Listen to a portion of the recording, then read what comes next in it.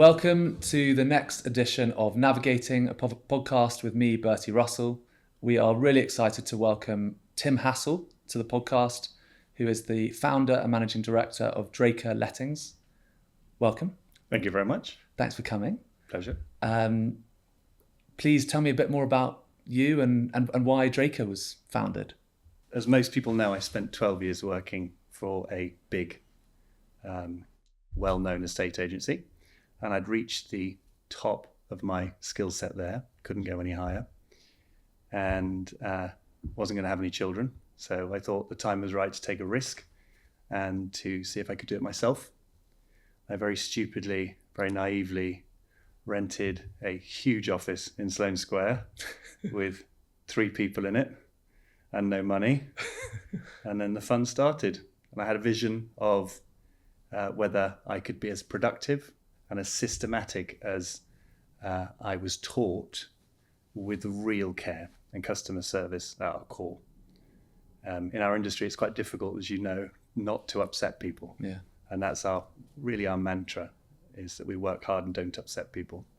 Was it terrifying starting that? I mean, you had so much amazing experience, but to start your own thing, was that? Yes. Yeah. Yes. I mean, they say all great men rewrite history, so I try not to. Yeah. It was naive and terrifying and exciting and white hot in terms of stress levels. I think when anyone starts a business, they have an idea, and then they mix that with their work ethic and how much money they've got, and then they have a limited amount of time to make it work before the money runs out, and they have to start playing by the rules of business, which is profit and loss. So the first... How many years is it now? 14. Wow. 14 years. Yeah. And is it the vision you had, is it anything like that? No, I had £1 million profit within 2 years on my business plan. Oh God, I laugh at all my business plans, mostly in hindsight. Were those all thrown out the window? Yeah, as soon as you started? They always are, aren't they, in business, until you get proper accountants to do it. But we're in a good place now. We're doing well. And the lessons you learned from where you were before, you said you sort of reached the pinnacle of learning there. The learning must have massively continued from that point onwards. Yeah, it's point of view that changes. So I, probably like most people, but I respect work, and I respect pure work and not the ego that surrounds work, especially over time. What do you mean by that? What do you mean by pure Our work? industry is a simple industry. It's not an academic industry. It's about relationships and then system structure and productivity. And for a lot of people, that's boring. It's not stimulating because it's very repetitive. And the repetition I love. And to stay pure to the repetition can fail to be stimulating after you've done it for a decade. Yeah. And a lot of people in our industry get to a point where they've worked for someone else for long enough, and there's not much road further for them to go down. I think it's common knowledge that our industry is quite flat in terms of hierarchy, where you've got so many people now trying to work for themselves or trying to work and find something different. So I just reached a point where in the current structure, I couldn't learn anything. And there were people far more talented than me who were in charge. So I was never going to get that job. Have you learned more based on just throwing yourself into the deep end slightly? Or did you reach that peak and then starting your own business? Were you wanting this challenge of learning more? Was that what you wanted? Definitely. Learning how to run a business. I think a majority of people that work for someone else have that interest. It's just the degree to which they have it. Yeah. So wanting to see if you can do it. We all live, especially now, in a world where we're inspired by so many other people, and we get overexposed to other people's success, that we want to be business people. And then the rub is figuring out whether you actually can or not, and whether you can learn quickly enough and adapt quickly enough to survive and then become successful. So I love a long-term challenge. I don't like quick challenges. Yeah. So I'm a lifer, I think. I just do one thing and obsess over it. Yeah, that consistency is key, but tough. It's tough to keep it stimulating. Yeah. And what have you learnt the most? I think managing stress. Okay. I think acceptance of the lifestyle that it brings, which is not glamour. People dress it like that, but when you run your own business, you are married to it. 24/7. And I think for anyone who starts organically, there are a good few years where there is no balance. And I think people very naively think, with the mental health narrative that we're in now, that they can start a business and have mental health balance and work-life balance. And I just don't think that's realistic. So you have to be a bit weird and happy with the sacrifice and strong enough to make it through that. And the concept of balance, is that something achievable now after many years? Well, I think we've talked about this before. I think balance is subjective and it's very personal. So it's very important not to look at other people for their balance. You have to figure out what your balance is. I like work, which makes it easier. I'm more comfortable behind a desk than I am at home, which is tragic. I appreciate my home, but I also know who I am. My partner, Anders, also grew up with workaholic parents. So he needs me out working and he looks after our home. So we have a very lucky that we have a slightly odd fit that most people wouldn't be comfortable with, that we're very comfortable with. So I have my own balance, but it wouldn't be right for most people. Interesting. Yeah, I'm definitely, I mean, we've spoken about it a lot. I'm definitely I've got little kids, and that's thrown a different dynamic into my, I was trying to work on this sort of balance of life and work, and throwing kids into it sort of upsets that quite a lot and disrupts it, and sort of makes you rethink about balance. So it sounds like you've got a clearer understanding of what your balance is, but it's really useful to know that it's personal. It's easier without children. This is why we're not going to have children, because I can't compromise. Yeah. So I wouldn't be it's a good dad. dad. You know that. Yeah. You'd be a great dad. I'm a great work dad. Work dad. Yeah. Look after my work. And do you think you get a lot of that from the people you work with? Looking after them. Yeah. Massive amount of fulfillment and legacy. The pressure that I felt when I started Draker, and the responsibility for how I train people and for the values that I put into them. And not just work ethic, but also accuracy and transparency. And the fact that they are prepared, especially at the beginning, to risk their careers working with me. I felt I had to overserve that, and I still do. So most people will say I'm a very nice person to work for, but I'm not easy to work for, because I make sure that people's standards stay high and stay consistent. Yeah. And it's a simple thing, but it's very difficult to maintain. I think that must be very, from our perspective, so our colleagues deal with your colleagues a lot, and the feedback that we always get is, wow, those guys are amazing. I mean, so nice, so willing to help, so accurate, so detailed, and it's so consistent across the whole business. And I've never really seen that anywhere else. So you must be doing something. It's about ego, I think, people keeping their egos in check. Yeah. And what's acceptable in a company. A lot of sales organizations, it's very much dominated by the male ego, which I find abhorrent in the workplace. I like to have balance and reason and logic and responsibility, personal responsibility at work. So everybody knows, I repeat myself a lot, as you get older you do, I don't like working with mean people. And I'm very careful with my language. I don't use dramatic language. If someone's mean or unkind repeatedly, I ask them just to be somewhere else permanently. Amazing. Yeah. And what does it look like if someone comes to work with you? How do you instill that? I mean, I presume the interview process, you're trying to figure out whether those people are the right fit in the first place. Yeah, and it's quite easy. It's a simple process, but you have to be consistent as the employer. So you can't say that you don't want someone not to be mean and then be mean yourself. Yeah. So you have to be considered and reason-based, which I am. We're very open when we interview about the type of values that we're looking for from people and about how they handle things. And our industry is one of the best things about our industry is it's got a very low barrier to entry, so anyone can try. It's the least discriminatory industry with the highest opportunity to earn, to build a life. And I still am grateful today that I was given a shot as a very grotty 19-year-old with no qualifications to work in South Kensington. And I just took that chance and worked with it. But in our industry, the failure rate is much higher with people because anyone can try.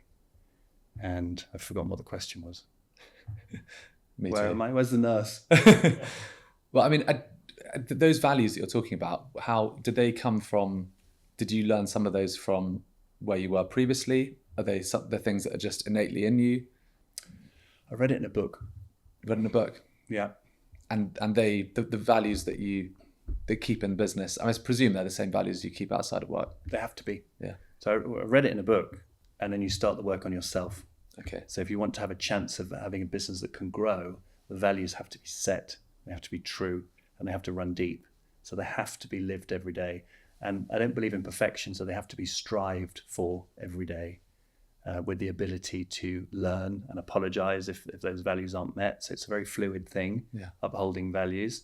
But I live by our company values myself as much as I possibly can. And I ask politely everybody else to do the same thing. And it just clears the water for everybody. Did you know those from the outset? No, I had exercises where I would lock all of my managers in the room. And I'm not joking either. We took 8 hours and a lot of coffee where we had to decide and agree by committee really what our core values were as a company and why. Wow. And it was round after round after round of us dissecting, because most values can fit underneath other values. It can be quite a complex process until you really distill it to values that everybody's comfortable with and that they can articulate and uphold. It's lovely. Do you think everyone enjoyed that 8 hours? Yeah, everyone remembers it. I've done it twice now. Have you? We're about to do another one because they've got to be reviewed as well. How often do you review them? Well, as you mature and grow, every 2 to 3 years, I would say. Okay. As you mature and grow as a person and as a business, especially if you've got physical growth as a company, which we're going through now, you need to make sure that those values work for everyone. Yeah. The narrative in business now is completely different than when I grew up in business. So it has to be a lot more balanced. It's a lot more nuance, a lot more judgment needed. It can't just be managing someone with a baseball bat. Where did you learn that from? From a book? Books. Yeah. You know me. There's so much influence in the world where you from movies or from social media where you do see these, often men, often very egotistical, quite aggressive. Maybe I just grown up with it with movies, but there's this concept that you can run a business with a baseball bat. Or a team, but yeah, I've always loved hearing you talk about this stuff because you speak about it very openly and with such clarity, and it's lovely to see someone be successful with that mentality. Whereas I think a lot of people go through life without fully understanding why they're doing something or what inspiration they've had to be that manager or that leader, and yeah, you've got real clarity on it. It's great. I know where my standards are at for myself and for everyone else. I also, when I shuffle off, either I get hit by a bus or I retire or something like that, I want people to think well of the time that we spent working together and knowing that we gave each other a lot. Yeah. I'm a person of meaning, which means I'm softer than most people. Also, I'm diverse. So diversity helps you not to be under pressure to copy everybody else. Yeah. In the way that things are done. It's great. So Draker is a business that only lets properties, and there aren't that many estate agencies that are set up just focusing on lettings or just focusing on sales. What was the reason behind that? It's all I know. It's economically more robust than sales, especially through generational economic crises, which we go through. Yeah. It's very difficult, I think, for agencies that do sales to retain and build when they go through the ups and downs of the sales market. Lettings, I always say, is probably incorrectly, but it's well like the cockroaches of the property world. Most great grand people don't want to bother with the clients and the stock that we love. And because ours is a mass of clients and a mass of properties where we're just constantly working on customer service, it means that we're probably more robust than a lot of businesses over time, and more consistent. I'm a purist and I'm addicted to problem solving. So our lettings as an industry is flawed. Why? Because we're still making it up. I mean, a lot of us estate agents are not that bright. And it takes time and real commitment. There's a difference between making enough money to call yourself a success or actually getting it right. And none of us get it right. So that's the area of my career I'm in now, is starting to develop solutions for our clients and our staff to just improve their quality of experience.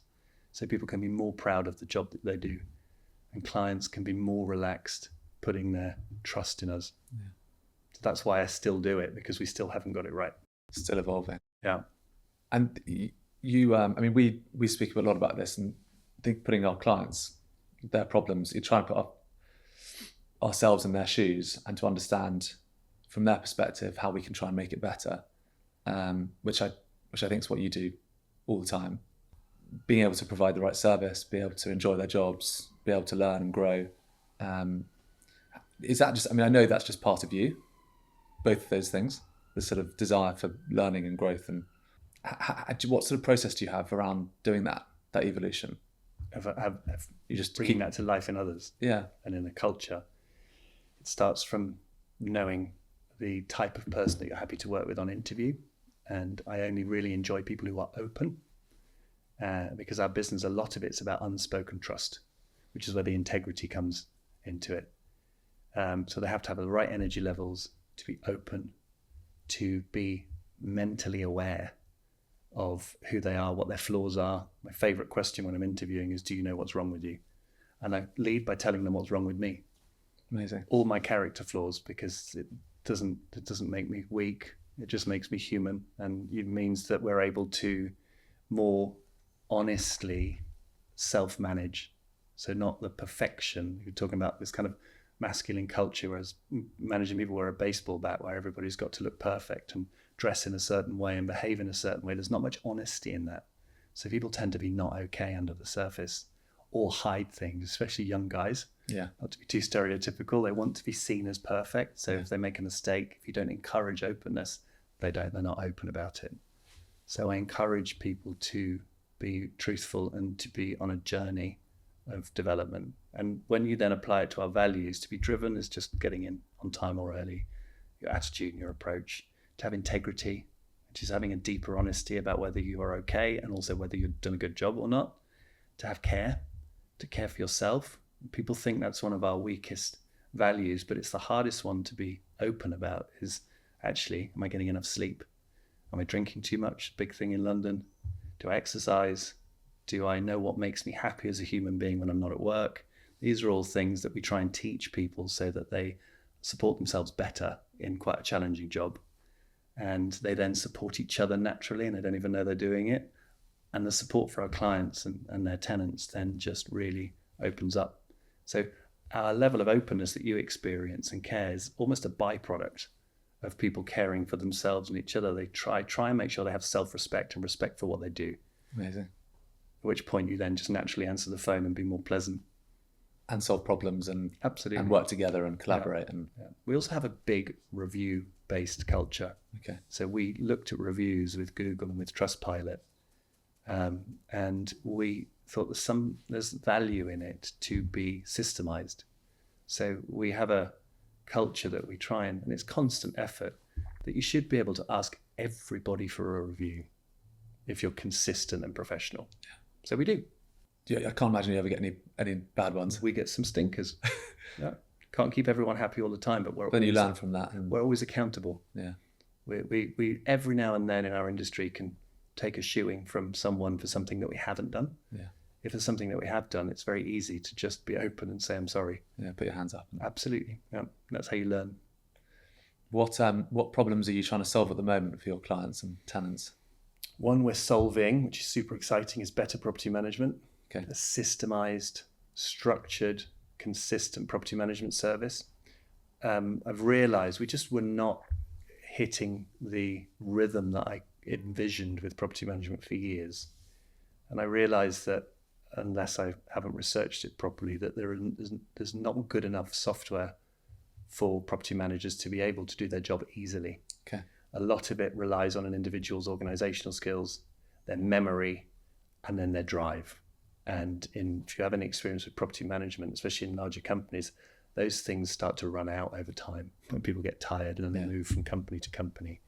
So we've built a system in the last year or so that we've set live that tracks everything for them and just brings up their daily tasks that they need to do. And it helps them to capture everything in the moment and to stay more organized. And if they follow the system, it massively improves their quality of life, and they don't feel chased. They're on a front foot. So now our property managers are more of an authority, a calm authority, rather than being beaten up on the phone. In the last 6 months, it's been quite revolutionary. I'm super proud of that, because if I've got someone who is on a fixed salary and they're meant to finish at 6, sitting there until 8 o'clock, there's a problem. Yeah. There's something wrong. Amazing. And I don't want to be too confident about it. I think we've cracked it, and we've got a few more, because we build all of our own software. I build it with one other person. Yeah, we've spoken about this. I'm very jealous. I draw it like a weirdo, and then he builds it. For some reason, it works. And I think it's for me. I'm so impressed that you can. Yeah, I don't know. You've got great clarity of thought, but that you can draw these things, and you know exactly what you want, and you're a specialist. And weird. Yeah. It's great. I'm so jealous. I mean, very few people design their own softwares. Yeah. And I was lucky enough in my last job that I was involved in with the side of people that were testing it for use rather than building it. Okay. And I'm quite opinionated if something works or it doesn't. To me, I'm quite binary, which can be problematic sometimes. And if you have a system to use, it needs to be built to fall perfectly in step with how the job is done.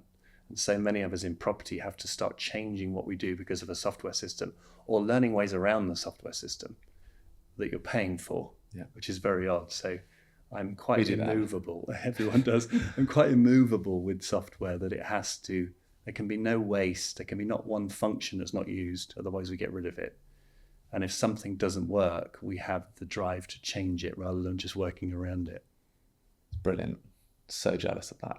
It's consistency for our clients as well. Yeah. And then we've increased recently, if you want me to go on. Yeah, I'd love We've to increased recently our non-managed service for our landlords, that we keep in touch regularly throughout the tenancy with them.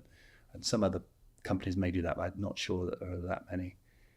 So normally, archetypally, with landlords that manage their own properties, the agent charges a fee up front. They do all the paperwork and the referencing, and then the landlord's on their own. And most landlords don't want to manage their own property. They either just don't want to, or genuinely can't afford for the agent to manage it, but they don't know how to do it. So we offer a constant support service for people. And we have another system where we check in with them every 90 days as a minimum. Wow. And we check all their compliance and check that they're happy with their tenant. We don't interfere with their relationship with their tenant unless they want support from us. And I feel that we really justify what we charge with that. Really care. Well, most landlords still not sure what they pay renewal fees for. Yeah. And we'd all go bust without renewal fees. So it's good for us to be able to answer that in a very transparent and reasonable way. And you've built I think you've got a portal as well. Yeah.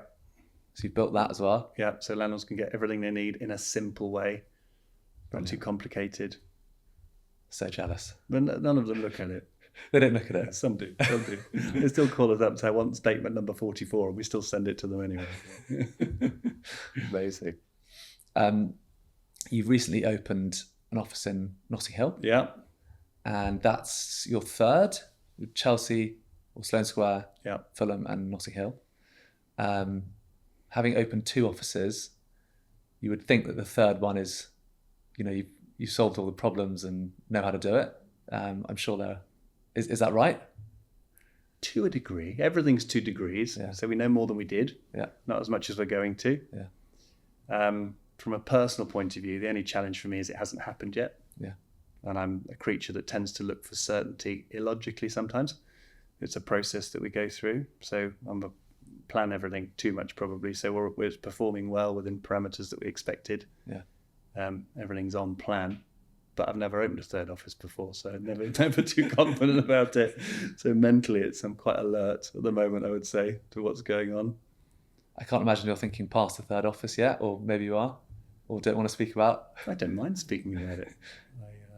I think you can plan anything, but you have to wait till nearer the time, I think. I don't like too much risk. No. And I also wouldn't risk my team members or my clients. Yeah. A lot of agencies expand too quickly. And that tends to be a run for the door in a lot of respects, where they're planning an exit, okay, which then they start to compromise on service. And a lot of companies in my opinion, without much knowledge, so I might be wrong, make enough money to keep expanding, but may not get it right. And I see that's where our opportunity is. There's so many letting agencies now that the new battleground is service. How do you get that across to clients, the service? Or do you get a lot of business through referral business? Or Both, yeah. We measure both quite carefully. I think I've always found it's difficult to, when you're meeting someone, to actually get across the sort of care and the service that you provide. How that, I mean, I wonder sometimes whether people are, when they come asking you to help sell or rent their property in our sake, often I think they're looking for the right price, the right time frame, and the fees, and the sort of care and attention and the service is something that they're perhaps not aware of that being important. And so, I mean, we, like you, and I love speaking to you about it because I think you're so clear on it. But the service that we want to provide is the same as what you want to provide. But trying to put that forward to a potential client, I've always found difficult. Our businesses are in different areas of the market, so I don't want to presume to know what your valuations are like. But in the level of lettings, we deal with the largest section of the market. A lot of valuations, I don't think, are carried out particularly well. So someone will go in with moderate training, moderate drive, leave a brochure, say what makes them special, and then leave. And that often is the first mistake. I want to know what my clients want first, and we lead with that. We don't lead with boasting or what makes us special.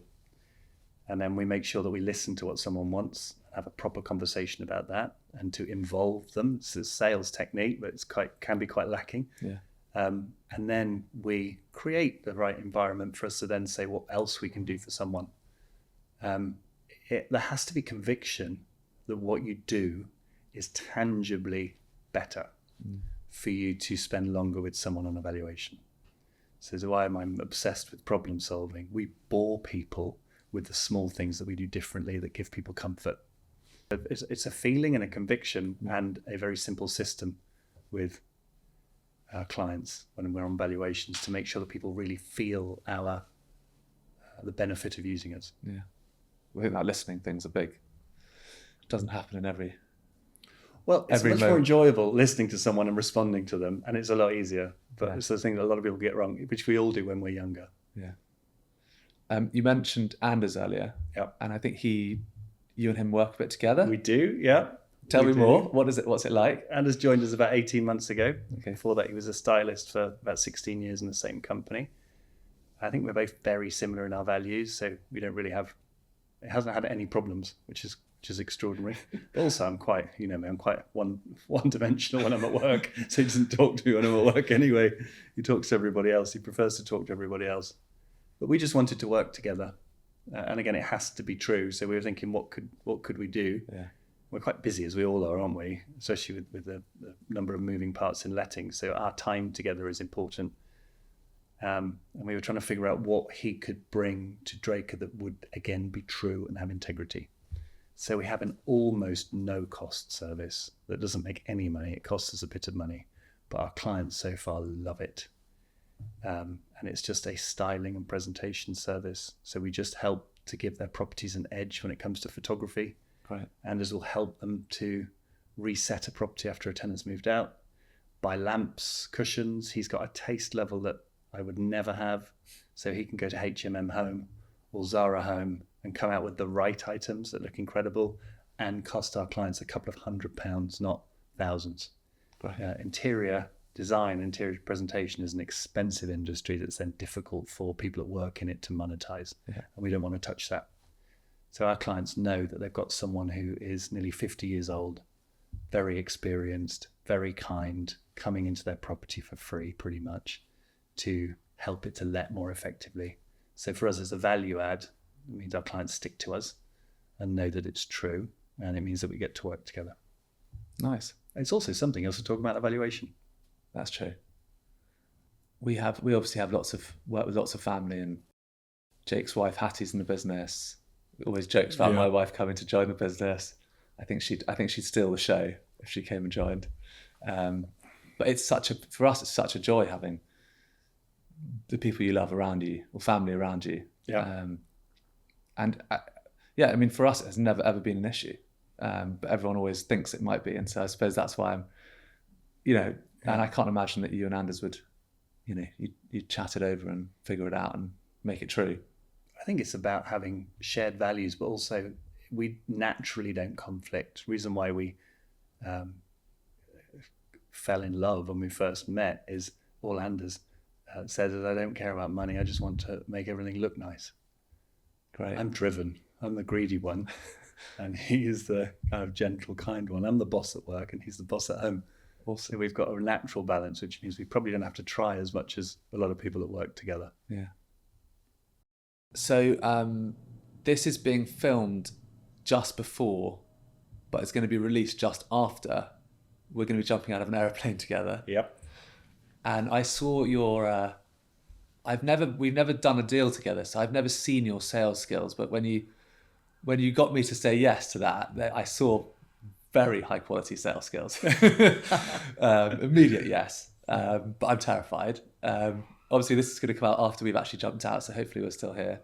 Can you explain more about why we're doing it and what's happening? And I like to. It's probably quite a selfish thing, but I like to balance my work with the feeling that I'm doing some good.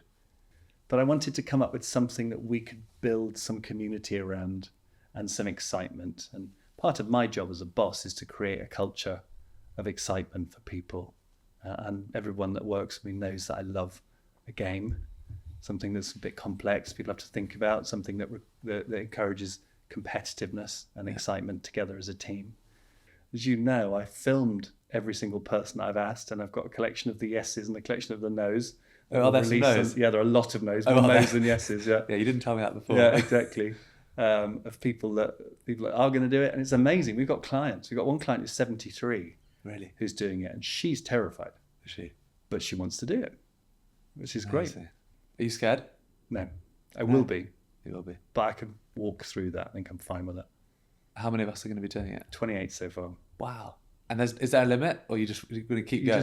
You pay for aeroplanes, so Yeah. you just have to pay for more aeroplanes as we go there. Amazing. Yeah, it's going to be great fun. I've done it once, and I had a list of all the things that terrified me, and I've been slowly ticking them off, and that was definitely one of them. And I feel less nervous for this than I did for that one. So that's interesting. So you're still nervous, but you've already done it. I'm actually there's sort of a really excited nervousness about actually jumping out of the plane. I had a really sick love of the actual falling. Yeah. And the day I did it, it was really cloudy, boring English day. And as soon as you got up past the clouds, obviously, but you don't think this, it was beautiful sun and all the clouds, and it was stunning. Yeah. And jumping out there was an amazing experience, exhilarating and exciting. No real fear, but coming through the clouds and then pulling the cord, and I get sick on what do they call the teacups? Yeah. I mean, the teacups they'll have me for 3 days. So when you've actually the parachute's gone up and then you're sort of spinning around coming down, the guy kept sort of spinning me around. I was like, you've got to stop this because this could end up really badly. They've been thrown up on a lot there. I think they have been. I said I was really sick. He's like, well, that's happened to me many times. I've probably watched too many major fail clips on Instagram now, so it's going to be a good way to go, isn't it? You can't use that. Well, at least we've got some film footage of us before we go. Yeah, exactly. Yeah, it's nice knowing you. Nice knowing you. Yeah. And we have to hit £25,000. Okay. That's what we've got to raise. Okay. We have to do it. Partnered with a charity called London Youth Rowing. It's an incredible charity. I like small charities that have a real impact, so you can see the impact of the work that's done. And they coach disadvantaged youths on life skills through rowing. So teamwork, tenacity, determination, patience, so controlling temper and all of that. I, most people know, left home when I was 16 and went into the military, not academic. I only spent just under 2 years in the military, and then I was kind of wandering around not knowing who I was or what I was going to do. And I was just very lucky that I had one or two people that gave me advice and helped me to start believing in myself. And it's that belief in yourself that's the seed to start someone being able to move forward to better their life. And it's terrifying to think that there are a lot of bright, good people who are from tougher backgrounds who don't get that spark. And it's a sliding doors moment. Their life could have been completely different if someone had just been there to believe in them and to say, this is how you think, this is how to be, this is how to deal with this problem, this is how to move yourself forward, and that you actually have the power to do that. Because a lot of young people from difficult backgrounds give up before they start because they're taught to. And this charity has a lot of power to stop someone and to say, you can actually make a difference to your own life. And these are the building blocks of how to do that. Amazing. So originally last year or so, you were supporting two charities. And when I think you sent an email or a WhatsApp out was it October or November? And I remember reading the email or the WhatsApp and feeling so emotionally attached to it. I think I almost started crying immediately. It was, maybe you can explain more about what they do. It was St. Vincent's Family Project. Yeah. But it's providing on-the-ground support for poor families that are at risk in Westminster. And it's extraordinary. It's a tiny charity, so they have a drop-in centre where very tired, very stressed parents can go and drop their kids off to a creche that's free, and they can go to classes to learn how to cook healthy food, how to care for themselves. They've got mental health counselling. They've got sense therapy for any children that are autistic. So it provides an incredible service for people. I remember it was just so... I love the fact that the charities you're involved with, you can really feel the impact. And I remember I think you wrote, it was a very clear, and again, fantastic sales skills that are hidden underneath somewhere. But it was so, I think you so clearly put how, none of them had the money to afford a Christmas lunch or presents. Yeah. And you put very clear descriptions of, if you contributed this amount, this would pay for one meal.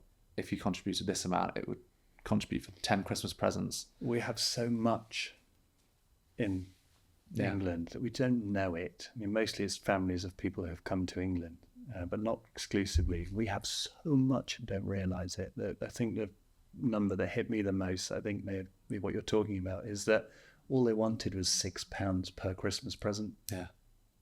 To make a difference to a child's Christmas. Like £6. I mean, I'm at the stage where I've got these young kids, so the concept of, it was so easy to empathise and put myself in their shoes, and it was so close to Christmas. It just filled me with sadness. And I sent a message out to about 20 or 30 friends who've got young kids, and everyone was supportive and ended up dropping loads of presents. Dropped a massive number of We toys dropped a across. huge amount of toys. We made their off. Christmas. Yeah. And actually, I went home that night and I got my two boys together, and I said, look, this is what a friend of mine's doing, and this is what these children are going to experience at Christmas. And the excitement that they could help was amazing. Yeah. We went off looking. We looked for really nice toys, not the sort of 5-year-old shabby toys, looking for their nicest, the toys that they loved the most. Mm-hmm. And they were like, Daddy, I think this one will be nice. That's lovely. Engagement with them is nice. Yeah. It was great. It was a great byproduct of an amazing thing that you were supporting. Do you think that your experience, your sort of 16 to early years, do you think that's had a massive impact on?